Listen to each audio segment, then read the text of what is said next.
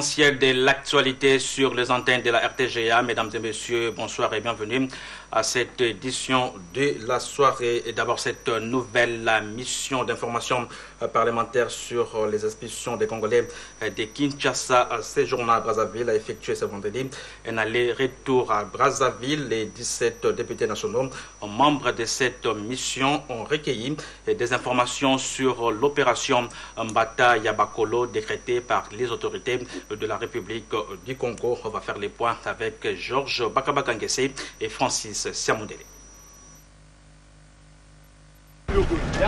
L'expulsion des Congolais de Kinshasa vivant au Congo-Brazza n'a pas laissé indifférent les parlementaires de la RDC. Pour s'imprégner davantage de la nature, des motivations et des finalités de l'opération, une mission parlementaire conduite par l'honorable Ramazani Chadari a effectué le déplacement de Brazzaville. Après échange avec leurs collègues députés du Congo-Brazza, les 17 élus de la RDC ont regagné Kinshasa, édifiés et éclairés. Nous venons de Brazzaville, où nous avons eu à échanger avec nos collègues députés de l'Assemblée provinciale de la République du Congo. Il était donc question, comme vous le savez, d'aller échanger avec eux sur la question des expulsions massives de nos compatriotes qui étaient à Brazzaville, à Dolisie et à Pointe-Noire. Nous sommes allés donc présenter notre indignation de la manière avec laquelle nos compatriotes ont été refoulés de Brazzaville jusqu'ici à Kinshasa. Parce qu'on n'a pas respecté les moindres normes de respect des droits humains. Et même certaines conventions internationales ont été violées. Nous sommes allés faire ça parce que nous, la RDC et la République du Congo, nous sommes des pays frères. Nous avons des liens de fraternité, nous avons des liens de sang, nous avons des liens culturels, nous avons des liens de proximité. Nous avons dit qu'il faut échanger avec eux pour que nos relations ne puissent pas être entamées autrement. Nous avons été reçus par le président de l'Assemblée nationale de la République du Congo, très bien accueillis, et nous avons fait les échanges. Nous avons insisté, après que nos collègues aient reconnu que dans l'opération Mbata Yabakolo, ils ont reconnu ouvertement et officiellement qu'il y avait dérapage et qu'il y avait des choses à corriger. Nous avons exhorté le président de l'Assemblée nationale ainsi que les autres collègues députés nationaux de Congo-Brazzaville de pouvoir peser de leur poids pour que tout aille au mieux, au profit évidemment, à l'intérêt évidemment de tous les peuples congolais de Brazzaville et congolais de la RDC. Et franchement, la mission était bonne. Nous sommes rentrés satisfaits parce qu'ils ont reconnu quelques dérapages et ils ont parlé également de comportement de certains Congolais de la RDC qui laissaient à désirer, qui étaient irréguliers. Je crois que nous ferons rapport à qui des droits, c'est-à-dire à la plénière de l'Assemblée nationale. Et comme la plénière est toujours publique, vous aurez tous les détails possibles sur notre émission d'information. Pour rappel, l'opération d'expulsion des Congolais de Kinshasa vivant au Congo-Brazza a enregistré plus de 60 000 personnes et de nombreuses victimes, aussi bien des enfants que des adultes. Restez dans les sillages des honorables députés nationaux. La plénière de ce vendredi à l'Assemblée nationale était consacrée à la réplique de Trifon Kinké Mulumba et Jean-Paul Nemoyato, respectivement ministre de Pétentique et ministre de l'économie et commerce, aux questions orales avec débat leur posées concernant leurs secteurs respectifs. Compte rendu avec Richard Chako et Sylvain Bété. Qui se sont exprimés du haut de cette... Trifon Kinké Mulumba, ministre des Pétentique, et Jean-Paul Nemoyato, ministre de l'économie et commerce, sont revenus à l'Assemblée nationale pour répondre aux préoccupations des députés nationaux concernant les questions liées à leurs secteurs respectifs. Trifon Kinké Mulumba, qui a résumé en 10 points les préoccupations des députés nationaux, a reconnu l'épineux problème de la tarification qui a des répercussions sur la qualité des services rendus au public. Toutefois, cette question relève de la compétence du régulateur, a souligné Kinké Mulumba. La guerre sans messe pour la vie, pour la survie que se livrent les opérateurs est telle qu'ils n'hésitent pas à s'entre-déchirer par recours à des pressions ou des chantages sur le responsable délégué. Le député national Baudouin Mayo Mambeke, dans sa conclusion, a recommandé au ministre des PTNTIC d'initier des réformes législatives dans son secteur pour adapter les textes qui régissent son secteur à la constitution actuelle, d'imposer l'interconnexion de tous les opérateurs privés à l'OCPT et d'élaborer un plan de modernisation de l'OCPT. De la politique d'approvisionnement à la lutte contre la fraude aux postes frontaliers, en passant par la stabilité des prix et du cadre macroéconomique, rien n'a été laissé par le ministre Jean-Paul Nemouyato dans sa réplique. Il a toutefois pris l'engagement d'appliquer les recommandations de l'Assemblée nationale. L'honorable m'a formulé quelques recommandations, spécialement dans les chapitres qui touchent, n'est-ce pas, aux produits stratégiques dont les prix sont homologués par nous. Et mes services qui m'entourent ont pris bonne note. Comme je l'ai dit, le Parlement ayant un pouvoir d'orientation de l'action gouvernementale, j'ai pris l'engagement de m'employer à exécuter ces recommandations parce que validées par la plénière. Il faut rappeler que l'auteur de la question, le député national Pico Mwepou, s'est dit satisfait des réponses données par les ministres de l'économie et commerce. En ces temps, deux questions d'actualité adressées au ministre de l'Intérieur et Sécurité ont fait l'objet des discussions à la Chambre haute du Parlement. Il s'agit de la question de la sénatrice Goya sur les incidents survenus à Likasi dans la province du Katanga entre les militaires et les jeunes de l'UNAFEC, la seconde des sénateurs Modeste Moutinga en rapport avec l'organisation et les fonctionnements des partis politiques. Richard Mouyège a rassuré les sénateurs de la disponibilité de son ministère à imposer la paix sur toute l'étendue du territoire national. À la question des Modeste Moutinga, le ministre a promis de faire respecter les textes en vigueur en République démocratique du Congo sur l'organisation et le fonctionnement des partis politiques. Et puis, dans un autre registre, après l'étape expérimentale dans quelques zones pilotes, la police de proximité est attendue cette fois-ci dans les zones libérées dans l'est de la République démocratique du Congo pour éviter la résurgence des conflits et consolider la paix. Et dans ces zones, un plaidoyer en faveur de la mise en œuvre de cette police a été lancé ce jeudi par la société civile de ce secteur. C'était au cours d'un face-à-face avec la presse. Plus de précisions avec David Fidelouzo.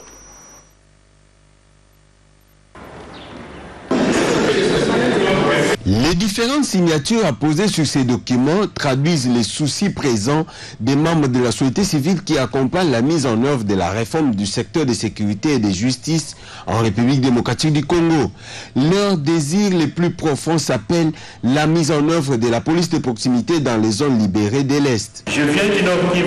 Lorsque vous vous rendez compte vous vous rendez à des endroits où les territoires ont été libérés, qu'il y a des personnes démobilisées qui ont construit, qui ont érigé quelques huttes de fortune, vous allez vous rendre compte que les personnes démobilisées vivent dans des conditions qui peuvent le pousser à reprendre là, ou qui peuvent le pousser à créer une insécurité presque généralisée au niveau de la population en termes de destruction, en termes de vol, en termes d'un certain nombre de dégâts. Craignant la reprise de l'insécurité, les retours des rébellions et la résurgence des conflits dans ces zones, la société civile, à travers les réseaux pour la réforme du secteur de sécurité et de justice, formule quelques recommandations à l'endroit du gouvernement pour le maintien de la paix dans la partie est de la RDC.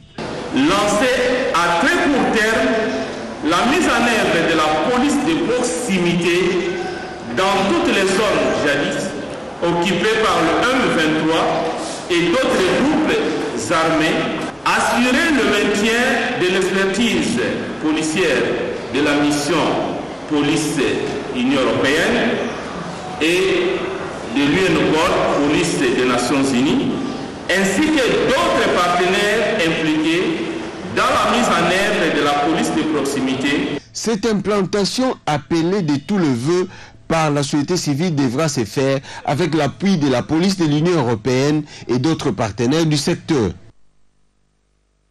Prendre la direction de la province du Bas-Congo, il a totalisé un an à la tête de la province du Bas-Congo. Il a respecté l'obligation de rendre compte de sa gestion dans un point de presse tenu mercredi à Matadi. Le gouverneur Jacques Mbadou a indiqué que la cohésion provinciale, la modernisation de la province et l'assainissement de la gestion financière sont au centre de son action. Reportage Patou Bonyoko, Bruno Bolusson et Rédé Pamphile Kayumba.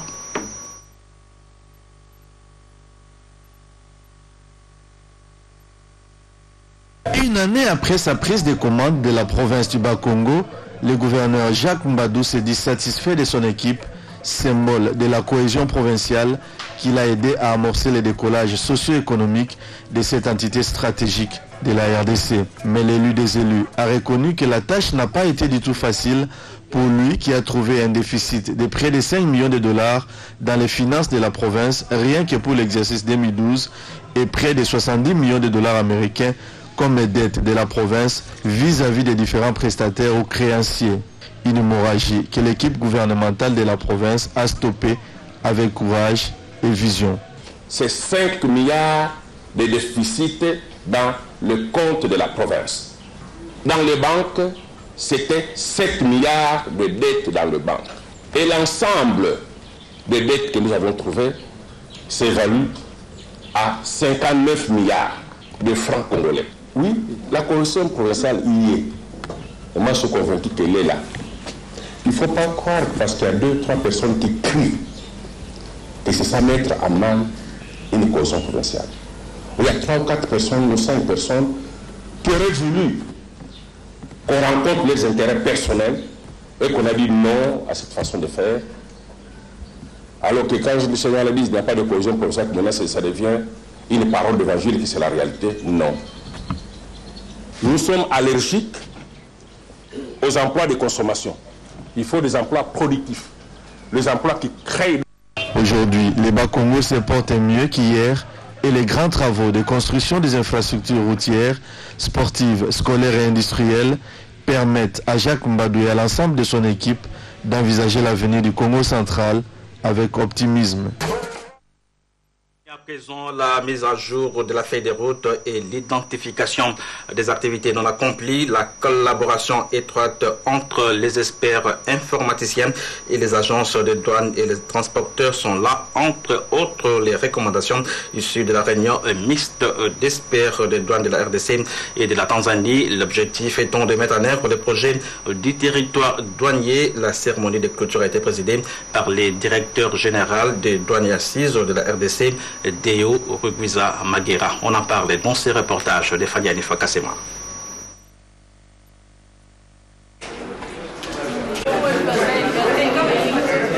La réunion d'experts des douanes de la République démocratique du Congo et de la Tanzanie s'est officiellement clôturée ce vendredi à Kinshasa. Il ressort de ces travaux qu'une autre rencontre devrait se tenir en vue de faire participer la partie zambienne absente de ces assises de Kinshasa. Les participants ont demandé la mise à jour de la feuille de route et l'identification des activités non accomplies. Chaque administration douanière devrait faciliter la tâche aux agences mandatées en vue d'assurer un échange cohérent des données. En outre, les experts informaticiens devraient collaborer étroitement avec les agences en douane et les transporteurs sur les modalités concrètes d'échange des données. Le directeur général des douanes et assises a salué la tenue de cette réunion d'experts pour la mise en œuvre du projet du territoire douanier unique.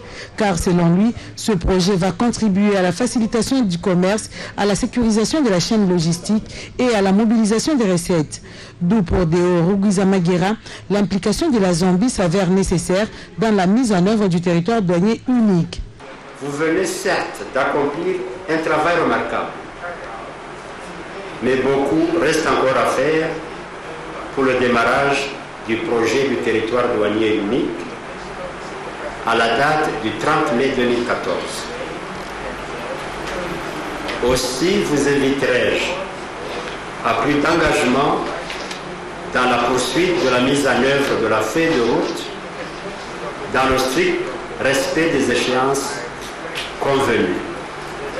Ce projet de mise en œuvre du territoire douanier unique demeure indispensable car il permettra aux pays respectifs de bénéficier des avantages y consacrés et de réduire les coûts des affaires du fait de la simplification des procédures commerciales. À présent, l'amélioration de la qualité de l'éducation pour tous fait partie des objectifs envisagés par la Coalition nationale de l'éducation pour tous en République démocratique du Congo. Cette coalition l'a annoncé ce vendredi au cours du lancement du fonds de la société civile pour l'éducation dénommé la Grande Poussée pour l'éducation pour tous. Reportage Abdul Soko, Vicky Moukeba et Ben Mondo.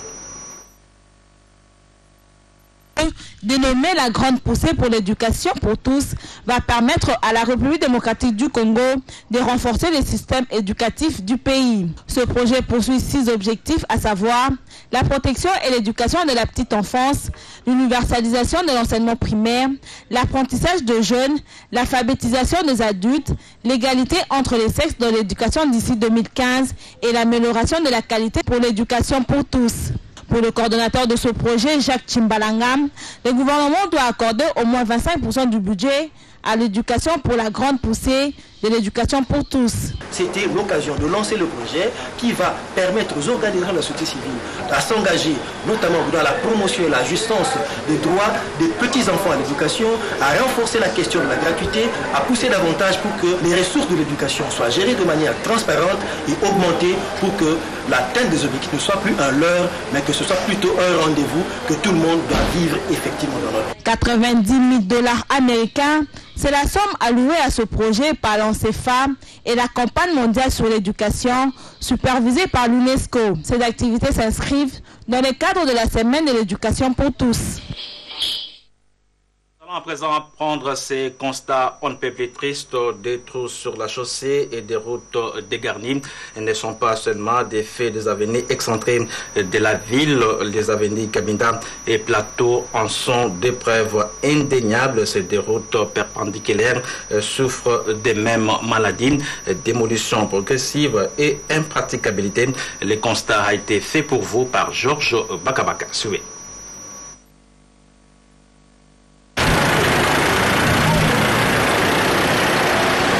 Comme la plupart des routes secondaires de la capitale, l'avenue Cabinda se meurt des suites d'un manque d'entretien accentué par un délabrement progressif. Des nids de poules d'hier ont pris de l'ampleur en espace et en profondeur pour devenir de véritables crevasses. C'est pourtant dans ces trous omniprésents, sur les routes de la capitale, que doivent circuler les véhicules et les motos qui sillonnent la ville de Kinshasa. Non loin de l'avenue Cabinda, l'avenue du Plateau parallèle aux avenues Luambo Makiadi et Kassavubu sert encore de bretelle de route principale dans la commune de Kinshasa malgré son état de praticabilité forcée, sinon d'impraticabilité relative. Impossible de circuler sur 3 mètres sans constater les destructions disparates d'un macadam défoncé aux côtés des bordures défaites ou désagrégées, en plein cœur de la ville et de la municipalité qui porte la même identité, Kinshasa, et où les activités commerciales sont omniprésentes. On croirait que le mauvais état des routes serait l'histoire d'ailleurs, la caractéristique des avenues excentrées de la ville. Que non, la commune de Kinshasa n'a aucun budget destiné à l'entretien des routes. La prérogative étant réservée au gouvernement provincial pour les routes locales comme Cabinda et Plateau. Mais face à la léthargie de l'hôtel de ville et au phénomène de routes délabrées dans la capitale, la pertinence de la décentralisation des décisions se confirme. Question de rapprocher les centres de décision des administrés.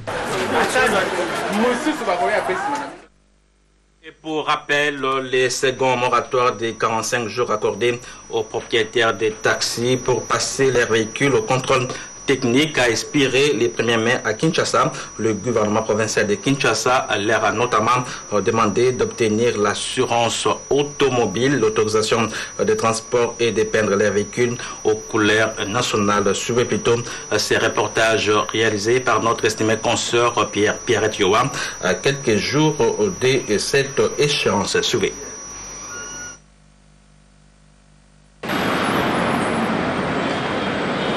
À un jour de l'expiration du moratoire d'une série de mesures prises par les autorités de la ville de Kinshasa sur la régulation de la circulation routière, à savoir la détention de l'autorisation de transport en commun, le contrôle technique exigé à tous les véhicules et taxis-motos, la peinture de couleur bleue et jaune pour les taxibus et taxis.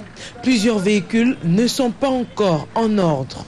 Sur le boulevard du 30 juin, si certains véhicules jusqu'à présent n'ont pas encore peint leur véhicule, d'autres sont en ordre avec les documents autorisant le transport en commun et l'accès au contrôle technique de leur véhicule.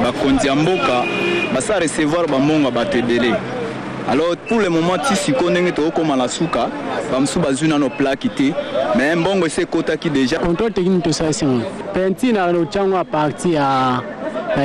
Sur place, à Trinity-Espérel, une des entreprises autorisées à contrôler techniquement les véhicules, l'on constate un engouement des véhicules, bus, taxibus, taxis ainsi que taxi-moto, qui se justifie par le fait que le travail se fait au ralenti. Et pour cause, l'insuffisance de la main-d'œuvre et aussi une longue procédure à suivre pour accéder au contrôle technique. La procédure consiste à payer la note de perception à la DGRK qui donne accès et autorise le paiement des frais du contrôle technique à la FIBAN. Bon, si biso nyonso, toza étouffé bon, si biso bato transport, bato ya personnel. Au moins que vraiment on est aussi battre l'état ba mesure, a mais quand même ko changer ba ndenge ya ba système. Il faut qu'on bakisa 3 mois.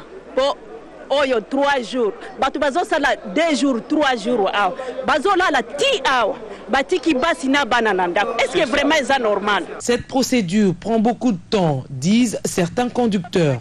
Si certains ont fait 3 jours à Trinity pour se conformer, d'autres sont là depuis 5 heures du matin. Et même pour rendre facile la procédure, certains conducteurs sont obligés de verser des pots de vin aux percepteurs. Biso toyaki awa 5 heures.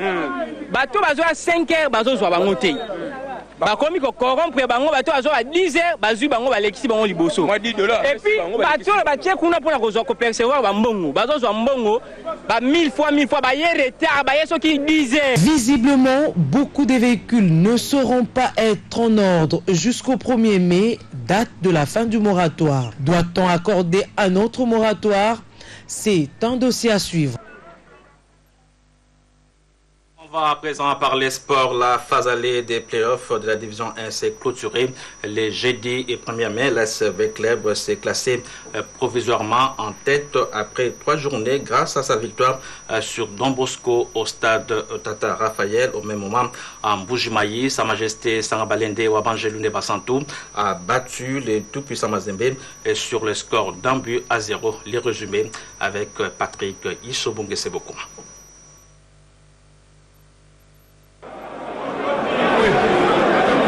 L'association sportive Victoria Club a réussi son pari face à Cercle sportif Don Bosco lors de la 3e et dernière journée de la phase allée des playoffs de la division 1.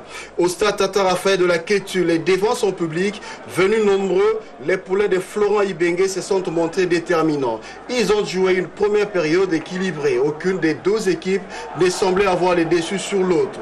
Malgré les différentes tentatives de part et d'autre, aucun but ne sera marqué. En seconde période, Florent Ibengue, les côtes de V-Club, va apporter son premier changement. Il sort Mbala et fait monter Luvumbu. Un coaching payant car V-Club va obtenir un coup franc quelques minutes après. Et c'est lui, Luvumbu, qui va se charger de le jouer. Il va envelopper sa frappe et battre le gardien salésien.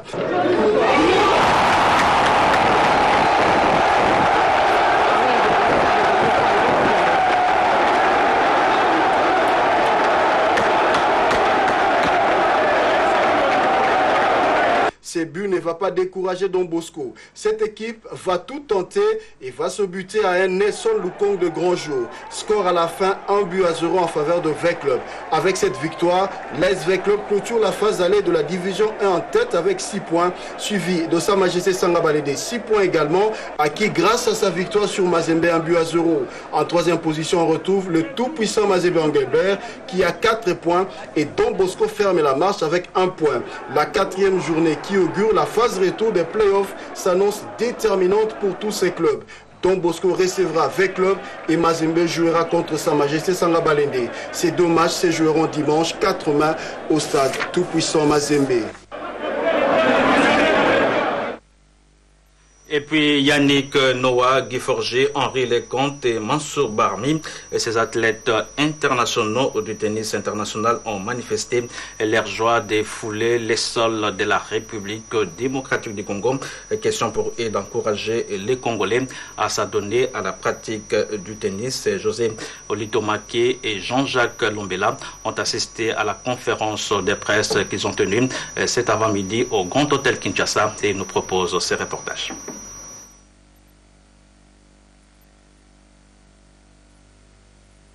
De Legend Tour, qui hier était un rêve, est aujourd'hui une réalité. Les célèbres tennismen invités à cet effet sont à Kinshasa.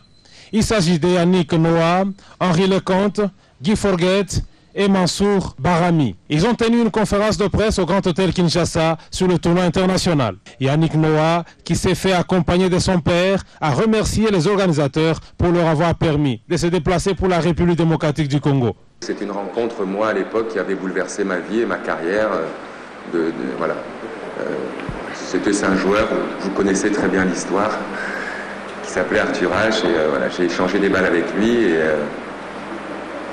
Et ensuite, j'ai eu l'occasion, grâce à lui, de continuer à m'améliorer en venant en France, puis ensuite devenir professionnel. Tous ont émis les vœux de voir les enfants congolais devenir de vrais champions comme eux.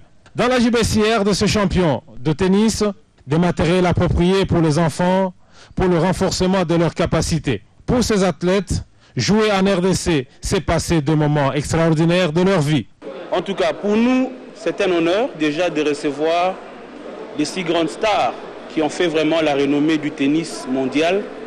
Les avoir à Kinshasa, c'est vraiment une chose extraordinaire. Et pour nous, à Heineken, on ne pouvait pas manquer d'être sponsor à un tel événement. Vous reconnaîtrez qu'Heineken, c'est la bière internationale la plus vendue dans le monde. Lorsque les stars internationales viennent au Congo, c'est normal qu'une bière internationale comme Heineken les accompagne. Dans tout événement de ce genre, même lorsqu'on joue au tennis, il faut toujours qu'il y ait un rafraîchissement après. Et la Heineken sera là pour agrémenter tous les moments comme elle est fait partout ailleurs dans le monde. Il faut signaler que ces athlètes ont reçu des tablettes de la dernière technologie des mains d'un des sponsors, question de leur permettre la communication avec leur famille. Après cet échange avec la presse, ces anciens champions du tennis prendront part à une soirée de gala leur offerte ce vendredi. La soirée sera agrémentée par Papa Wemba et Fali Ipupa. Nous allons à présent lire les journaux parus ce vendredi à Kinshasa. La sélection a été faite pour vous par René Pamphile Kayembo, revue de presse.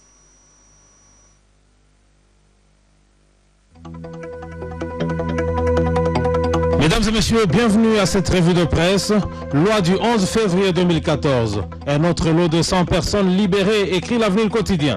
Une centaine de personnes sur une liste de 300 personnes en délicatesse avec la justice congolaise pour faits de guerre, faits insurrectionnels, infractions politiques éligibles au bénéfice de l'amnistie, conformément à la loi du 11 février 2014, ont effectivement quitté mercredi les centres de détention où leur statut d'exilé à l'étranger, au terme d'une série d'arrêtés pris par le ministre de la Justice et des Droits humains.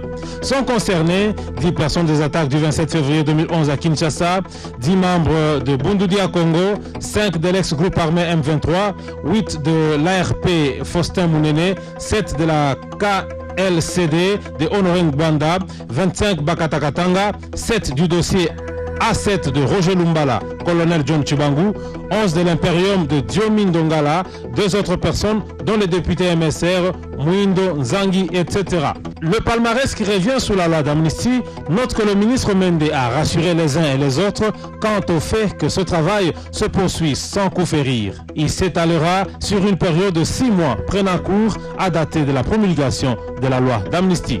L'autre face d'un dossier, le phare titre, refoulé de Brazzaville, des infiltrés à Kinshasa, question du confrère. Selon les indiscrétions en circulation de part et d'autre du fleuve Congo, il semble que la délégation de Kinshasa qui s'était rendue à Brazzaville il y a 2 semaines dans le but d'obtenir des éclaircissements au sujet des expulsions massives des ex-Zaïrois s'était fait flouer. Car, au contraire, Des garanties lui fournies quant à la limitation des opérations uniquement aux étrangers en situation irrégulière et au respect des normes diplomatiques et humanitaires en matière, les Congolais de Kinshasa font l'objet d'une chasse à l'homme sans quartier. Les services compétents devraient se focaliser sur les cas des suspects qui squattent encore la maison communale de Kinshasa, le stade Cardinal Malula ainsi que plusieurs quartiers de la ville. Changeons de chapitre avec la prospérité qui tourne ses regards vers la fête du 1er mai 2014 en titrant Kinshasa Lubumbashi. Bahati Modeste a évoqué quelques réalisations, notamment l'adoption à la 30e session ordinaire du Conseil du travail du projet de loi modifiant et complétant certaines dispositions du Code du travail sous examen au Parlement. La nomination des juges assesseurs ainsi que la désignation et l'affectation des greffiers pour les tribunaux du travail de Kinshasa, Gombe, Matete et Lubumbashi. La signature d'un arrêté ministériel fixant le calendrier du déroulement des élections syndicales pour la 6e édition 2013-2016. Lisons cette fois-ci le Soft International qui écrit qu'attendu à Kinshasa vendredi 2 mai, où il sera reçu en audience par le chef de l'État. John Kerry a mis en effet en garde jeudi contre un risque de génocide au Soudan du Sud si le combat à caractère ethnique devait se poursuivre.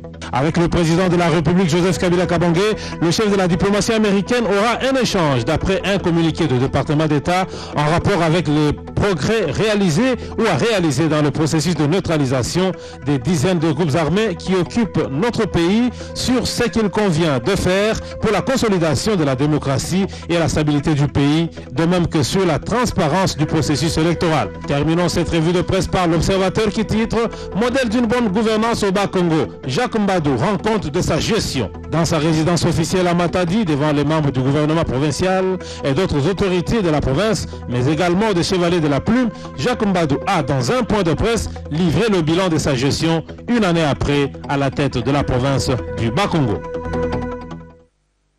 À présent, vous lire ces deux communiqués de la SNEL avant de clore complètement. C'était le journal. La Société nationale d'électricité SNEL, au département des distributions de Kinshasa, informe son aimable clientèle que suite aux travaux d'intervention prévus à la sous-station Kintsuka, la fourniture de l'énergie électrique sera interrompue ce dimanche 4 mai 2014 de 8h à 18h dans certains quartiers de commune ci-après, Mongafula et Ngalima. Toutefois, les rétablissements de la situation pourraient intervenir plus tôt si les travaux s'achevaient avant l'heure indiquée ci-dessous. Et puis l'autre communiqué est ainsi libellé. La Société nationale d'électricité SNEL en sigle par son département des distributions de Kinshasa informe les habitants de la commune de Kimbanseke qu'elle procédera incessamment à la mise en service d'un nouveau réseau électrique pouvant améliorer la desserte en énergie électrique dans cette partie de la ville-province de Kinshasa.